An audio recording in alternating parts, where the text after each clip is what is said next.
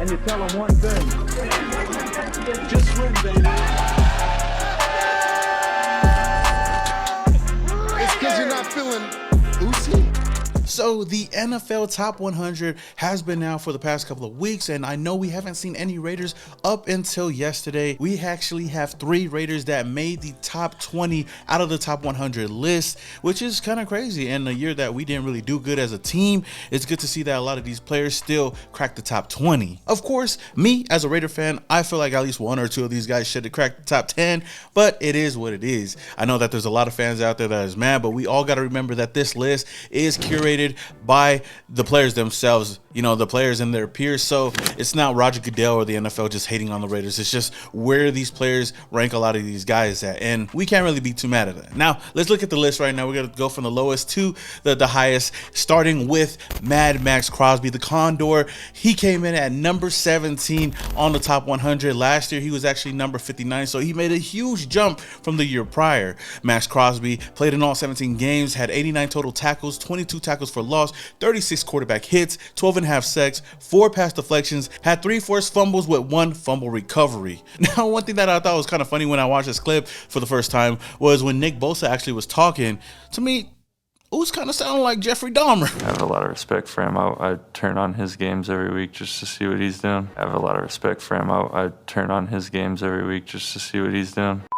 Nonetheless, to see how far Maxx Crosby has come since his rookie season, man, the guy that had no tattoos, you know, somebody that was coming over here trying to play with the Cavs, had a chip on his shoulder, was a 5th round pick or 5th or 4th round pick. But to see him go from that to where he is at now, he's a household name, especially amongst the Raider Nation and across the whole NFL. It's just really great to see, especially because we don't really have a lot of homegrown talent here, and he's just one of the pillars that we have here in Las Vegas. Now, the next player that we have on this list at number 13 is wide receiver Davante Adam. Now, I know that Davante Adams isn't a homegrown talent, but he's a guy that we all expected to be a part of the Raider Nation one time in his career, especially because we had his former compadre, we had his former teammate Derek Carr over here, and lo and behold, when we thought this would never happen, Josh McDaniels and this new regime actually brought Davante Adams over here to Las Vegas to play with Derek Carr. And say what you may, even though the record doesn't really show, their connection was pretty solid for the most part. There was a lot of ups, a couple of downs, but at the end of the season, we see Davante Adams crack the top 20, even though I felt like he should have definitely been in the top 10, especially looking at his numbers. He had identical numbers than he did the year prior. Maybe it's because he's a Raider this year, maybe because our record isn't really that good. But looking at it, Davante Adams played all 17 games last year, had 100 receptions for 1,516 yards and 14 touchdowns, averaging 15.2 yards per receptions. Now, that's a huge season for a team that only won 6 games. That is a big season. And I know Derek Carr played a part in him having his numbers that he did last year. But at the end of the day, I think any quarterback that is blessed to have Davante Adams as their number 1 wide receiver, he's still going to go out there and put up those same numbers. I mean, we've seen the same thing with Jarrett Stidham last year, playing against the number 1 defense, the San Francisco 49ers, and he blew it up out there having Davante Adams as his number 1 wide receiver. That's why I tell you guys, I'm excited to see what he can do with Jimmy Garoppolo this year. But I know a lot of people are going to bring up the next game, the Kansas City Chiefs game, where it didn't really go too well. But if you remember, if you guys do recall watching the beginning of that game, Jarrett Stidham actually hit Davante Adams on a huge bomb that could have been a touchdown, but Davante Adams actually dropped the ball. So like I said, if that actually was a touchdown, maybe the whole game would have been a different vibe. But going into the season, I'm just happy that we got a guy like Davante Adams that could hopefully help Jimmy G in this offense. Now, going back to the reason why I feel like this is kind of messed up, because you look at his 2021 numbers, his last year with the Green Bay Packers, he had 123 receptions, 1,553 yards, and 11 total touchdowns with 12.6 yards per receptions. You compare that to the year that he had this last year with the Las Vegas Raiders, they're nearly identical with, his season here having a little bit more touchdowns and having more yards per receptions. But again, I think it's a Raider thing, Davante Adams didn't miss a beat. A lot of people thought he was going to take a step back because he didn't really have Aaron Rodgers as his quarterback, but he still became a first-team All-Pro wide receiver with a Pro Bowl addition to his name. Now, moving on to the highest ranked Raider in the top 100, none other than the number one guy, the number one player that we had on the offensive side of the ball, the guy that put this team on his back for many games, and one guy that I've been pounding the table for the Raiders to resign, none other than Josh Jacobs, running back for our Las Vegas Raiders. He came in at number 12. The year prior, he wasn't even in the top 100, so nobody was really expecting him to do much, especially this new regime. That's why, I talked about what I talked about in the prior videos. But going into this year without getting the fifth-year option picked up, he had a chip on his shoulder, and he went out there and balled out. 340 carries for 1,653 yards and 12 touchdowns, averaging 4.9 yards per carry. Also adding 53 receptions for 400 yards. Not only that, he also made the first team All-Pro as a running back and also made the Pro Bowl as well. I forgot to say that Maxx Crosby made the Pro Bowl. So all three of these guys are the Pro Bowlers that we had this season. Looking at this team, man, these are definitely going to be the three pillars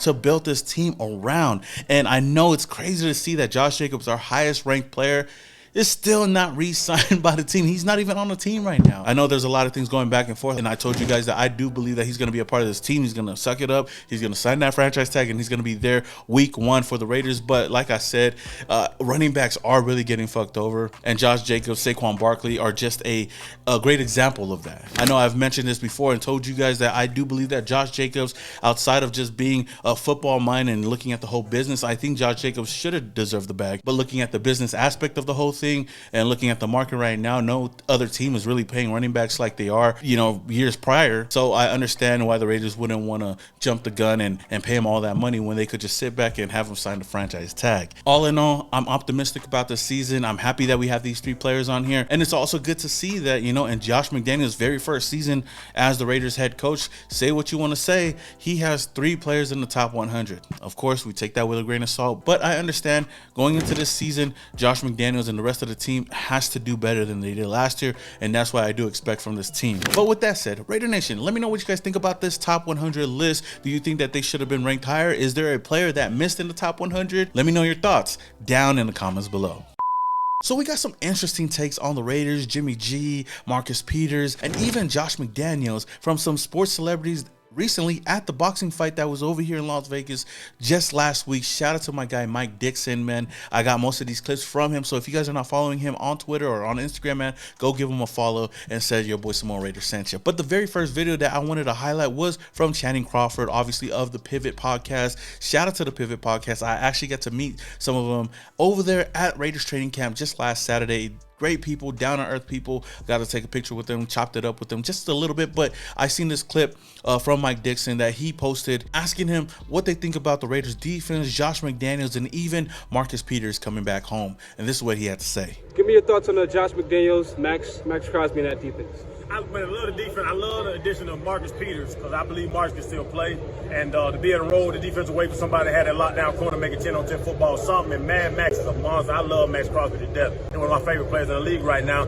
I just don't know if McDaniels is the guy that's going to take them to where they want to go. You know what I'm saying? He left New England before, came back, left again, came back. I just don't know if McDaniels is really that Belichick. And that's what they say. They're calling it now with Garoppolo there, with Brian Hoyer there. They're calling it the Patriots West or whatever it is. I just don't know if the Patriots West can come with McDaniels. So, honestly, I don't believe in McDaniels like that yet to say that he's going to really turn this organization around like everybody thinks he is. Now, that's definitely some interesting take right there. I believe that there's going to be a lot of Raider fans out there that agree with him, especially with his take on Josh McDaniels and not really believing him and whatnot moving forward as the coach. I know he has a lot of love for the defense, a lot of love for Maxx Crosby, and even Marcus Peters. But as far as the coach, I think that 50% of the Raider Nation would agree with this guy. You know my stance on Josh McDaniels and his whole situation here in Las Vegas. I know last year really wasn't the best year for us, but I've told you guys many times before, man, before I can judge a coach, I would give them 3 years. The same thing that I did for Jack Del Rio, John Gruden, even back to Dennis Allen and whatnot. I would give them 3 years to see how they look as a coach before I can judge them fully. I just think that a lot of people are really emotional about what happened last year, but with what a lot of players are saying right now, Maxx Crosby's of the world, Davante Adams, a lot of them are excited to play this year with Josh McDaniels and even trust them with Jimmy G as our next quarterback. Then again, Channing does have a lot of ins with a lot of these players and he talks to them behind the scenes, so maybe he knows something that I don't know. He's close to Brandon Marshall, and I know Brandon Marshall has been one guy that's voiced his opinions real real well about Josh McDaniels. But moving on to somebody else that is actually a Raider fan today and is a former star or a star player for the Trailblazers as of right now, Damian Lillard also has some words to say of Jimmy G and even of Marcus Peters. You know, obviously, you're a strong supporter of the Las Vegas Raiders. What do you think about Jimmy Garoppolo signing with the Raiders in his addition? I just hope he's healthy. You know what I'm saying? Tay is my boy, so you know I want to see him get the ball, and if he can get him the ball, then I'm happy with it. Especially you don't know what's happening with Josh Jacobs. I just want to see somebody behind center that's gonna get the ball where it needs to go. When Marcus Peters signed with the Raiders, what was your initial reaction? I mean, I felt like it was gonna be done earlier in the summer, but once I saw him coming back for the second one, I was like, I'm pretty sure he's gonna come home. So it was good to see him come back to the nation. And I think that Dame does bring a good point.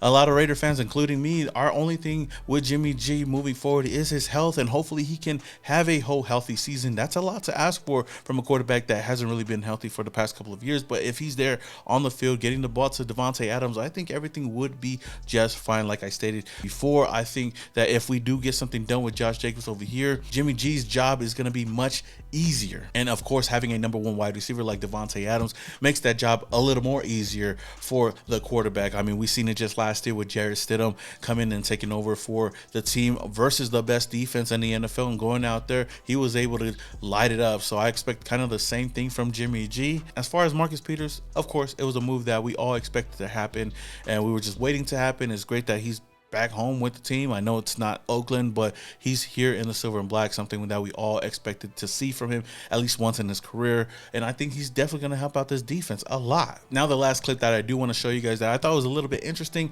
was one of Michael Irvin. He was asked about this team, about Jimmy G, and the Raiders as a whole. And he also did bring up Derek Carr just a little bit. Jimmy Garoppolo to the Raiders. What do you think of him? Listen, I got to see that play out now. And Groff had an early great start in New England. He'll be coming back to that offense. He knows it. Hopefully it'll be helpful for him. The Raiders' problem wasn't always Carr problem. The Raiders' problem was defense a lot of the time. So, a lot of times they put up a lot of points on other teams, but the defense couldn't hold it up. So Marcus Peters might help him out this year? No doubt Marcus Peters. Now, this was one of the more interesting takes that I took away from all three of these clips. Michael Irvin did talk about the Raiders, Jimmy G, and also brought up Derek Carr. Like, the Raiders' problem wasn't always a Carr problem.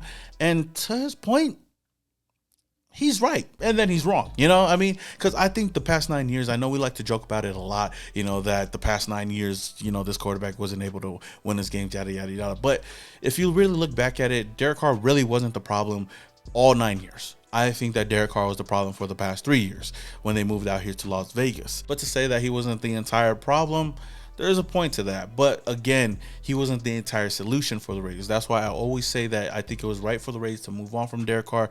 It was best for Derek Carr. It was best for us and this team.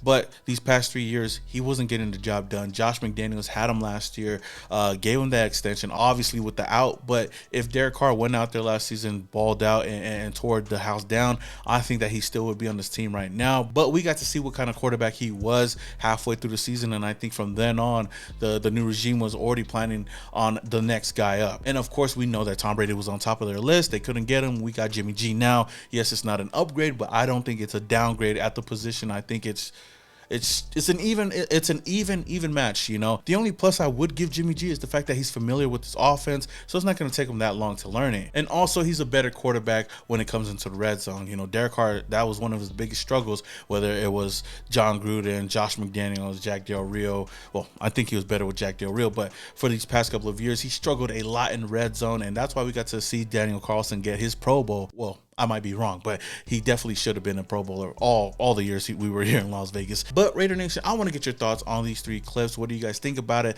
Let me know your thoughts down in the comments below. Do you guys agree, disagree with me? I know a lot of you guys are going to disagree with what I have to say, but it's all good. That's why we're here. You guys give me your opinions. I give you my opinions, and we just talk Raiders football. With that being said, if you guys have not subscribed to the channel already, man, hit that subscribe button, hit that notification icon. I'm going to just notify you guys when I upload more videos just like this. Now, I know I was supposed to do a live Samoa Raider show. I think I'm going to have to move that back, but we still gonna get the content going.